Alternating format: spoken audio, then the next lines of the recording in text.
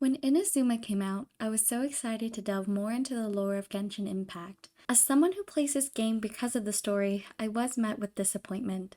As the story played out, there were glaring issues that made the Inazuma arc mediocre at best. Before I get started on speaking on the problems of the Inazuma story quest, I wanted to highlight some disclaimers I have. I know that Genshin's story is going to span over multiple years and not all of our questions will be answered with every new region or patch, but for the sake of storytelling, it is in the best interest of the writer to sprinkle in some information about what is happening in the story on a larger scale for players to be hooked into the story. And I am aware that some of the points I am making may be fixed in future quests. Obviously, this video will include spoilers of the Inazuma story quest, so don't watch this if you don't want to get spoiled. Also, I won't be recapping the entire story, so if you aren't familiar with the quests, you may want to watch a recap. Now that I have gotten that out of the way, let's get into the issues that I have with Inazuma's arc. First of all, there was a lack of consequences. Also, a lack of information about Conria or our sibling from an Archon. Little to no world building for Teyvat as a whole.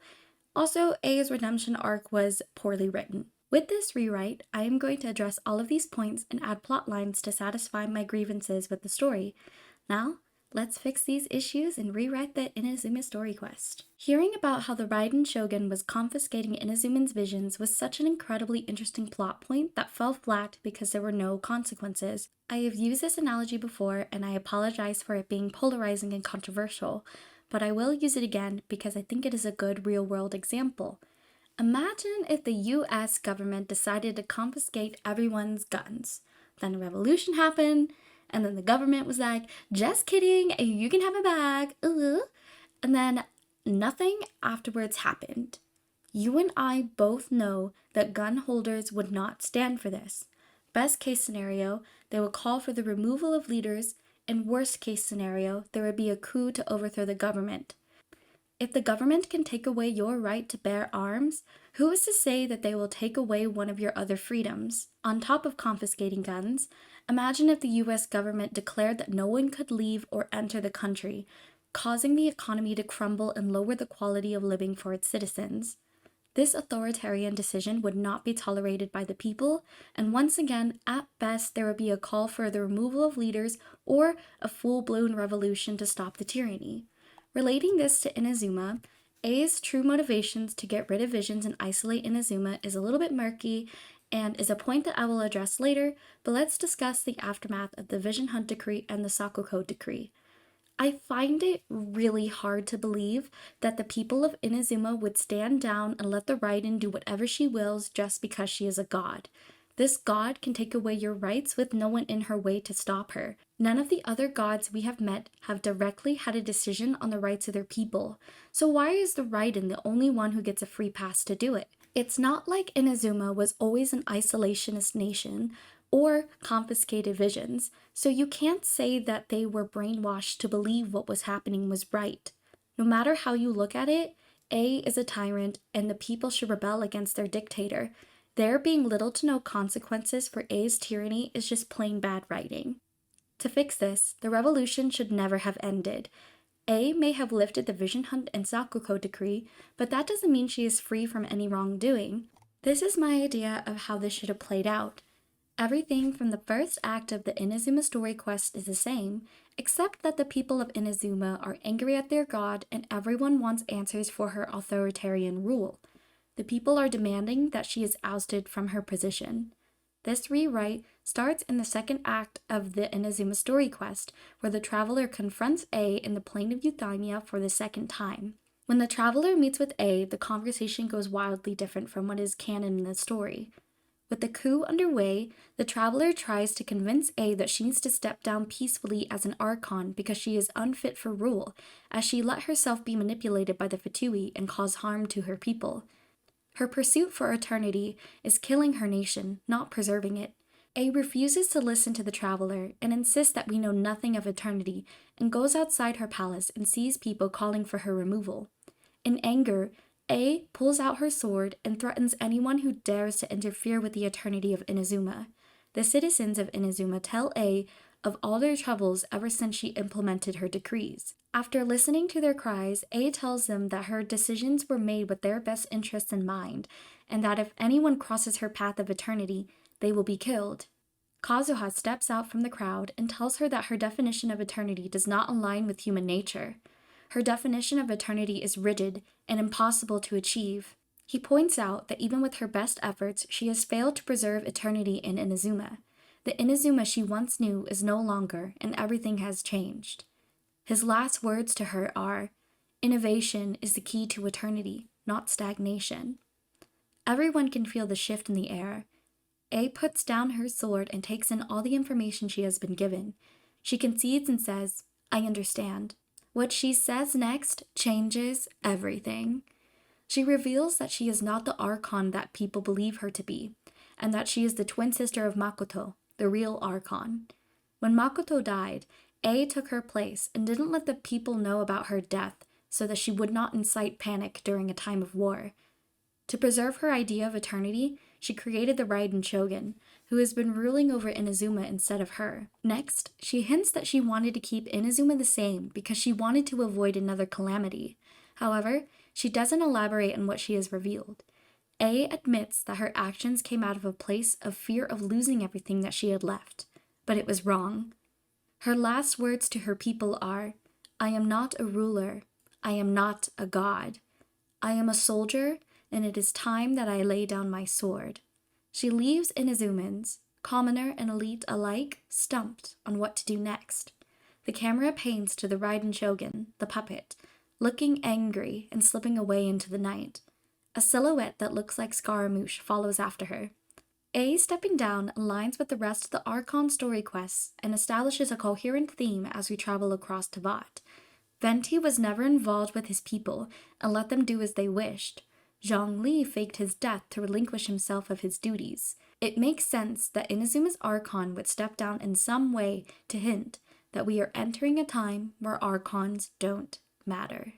Solving Inazuma's ruler crisis should take multiple patches and would be incredibly interesting, but I don't want to talk about it right now, and I will move on to my next rewrite for the Inazuma story quest and focus on our resident gremlin, Scaramouche. In this act, we discover that Scaramouche is a prototype of a puppet and was abandoned to roam the world until he was picked up by the Fatui. In the quest, Scaramouche takes A's gnosis and doesn't report back to the Fatui.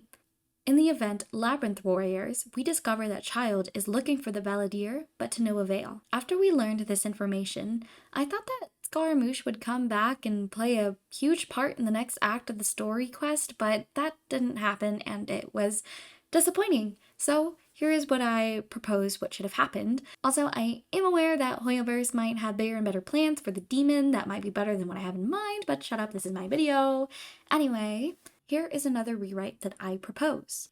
Scaramouche takes the Gnosis for himself because he believes it will give him great power and help him understand Celestia more. He lingers in the shadows and watches A's power crumble. With his seat at the throne vacant, he devises a plan to take it for himself. He theorizes that if he becomes a false Archon and has a Gnosis, that he will have a direct connection to Celestia and learn more about the sky that he believes is a lie. A goes to deactivate the puppet, but the Raiden Shogun is nowhere to be found. It is later revealed that Scaramouche and the Raiden Shogun are colluding to take the throne for themselves. Scaramouche found the puppet and lied to her, saying that he will fulfill the Shogun's wishes for Inazuma to be an unchanging nation to preserve eternity, but his real motivation is to rule Inazuma for himself and try to contact Celestia. The Shogun believes him and follows his orders as what he is saying satisfies her programming. Eventually, A and the Traveler confront the Gremlin and the Shogun, but they only know their goal to take the throne, and they seek to defeat them to protect Inazuma from their goal.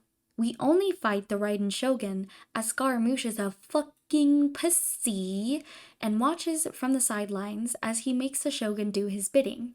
A and the Traveler destroy the Raiden Shogun, and Scaramouche is left by himself.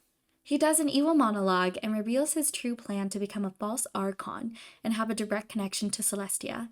And A retorts that he would have never been able to contact Celestia because he isn't a real god and they don't talk to beings that are creations of this world.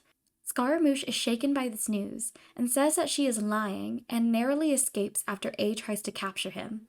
After failing to capture the balladeer, Paimon turns to A and asks her what she meant by Celestia not speaking to beings of this world. Before A can answer, Makoto's spirit emerges and unveils the story behind her death. Makoto did go to Conria to fight in the war, but she discovers the carnage of the genocide and the real reason behind the war. She tells stories of great atrocities committed against the people of Conria, and the only reason behind it was because they learned the quote-unquote truth of this world. Makoto realizes that Celestia and the Archons have no right to rule over humans. She specifically mentions to A that she should never disclose what she knows to the people, because Celestia would not hesitate to annihilate her nation, even though she is a god. When Makoto learned the error of her ways, she rebelled against the god and tried to help the people of Conria, but is quickly struck down. A is heartbroken about what she has learned. Paimon and the Traveler ask her again to find out what the truth is so that they can have another piece of the puzzle to find their sibling. But A says that she does not trust them to divulge such precarious information that could lead to catastrophe. She says to them, "Even though I am no longer the ruler of my people, I do not want to see them perish like Conria. I am sorry that I cannot disclose this information, but I care more about my nation than I do about your sibling." A does shed light on her true motivations for the vision hunt and Sakuko decree. She says that visions are not a gift, but a curse. When she confiscated people's visions, their ambitions were taken away because the vision had attached to their soul. She wanted to close off the nation because she didn't want her people to learn of anything that could cause Celestia to retaliate and annihilate them. She knew the Fatui's real plan, but ignored it because she saw it as an avenue to preserve eternity and insisted that she did what she thought was right for her people. Her intentions were good, but she became a tyrant to protect Inazuma. Once again, she does not unveil any more information as she does not trust the Traveler and has already said too much. After she has revealed her true motivations, she declares that she wants to step back into the shadows and understand human nature. Before she leaves, she says the only thing she can tell the Traveler is that they cannot trust anyone that they have come across, even established friends. The Traveler looks at Paimon with a worrying look on their face. This can be interpreted as the Traveler being scared that one of the people they met on their journey is not who they seem, or that Paimon is someone who cannot be trusted. And this concludes the Inazuma story arc. I wanted to include information about Conria's downfall in a voiced storyline quest, because it is when players are paying attention the most. What I found most frustrating in the story arc was that, once again, we did not get information from an Archon about what happened 500 years ago. We did find out that Enconomia was invaded by Conria because Enconomia held a book that had evidence that Celestia and the gods were not from this world. However, this information was not in a voiced story quest, and a portion of the story is hidden in books or side quests that not every player will find or have the capacity to figure out on their own. If the Genshin writers wanted to keep their player base entertained and interested in their games, they would have put extremely important lore in voiced, emphasis on voiced, story quests. I know that Hoyoverse has the budget to accomplish this, even on a 6-week schedule. They can hire as many people as they need to be able to create a game that is worth paying for. I am hoping that Sumeru's story is not rushed like Inazuma's story seems to be. Genshin is one of my favorite games because it has an extensive and interesting lore, but you have to look for it. In the future, I want to see more information about Teyvat, Conria, and the Archons being explored in voiced story quests. If you have reached the end of this video, I just wanted to say thank you so much for watching, and I will see you guys in the next video. Bye!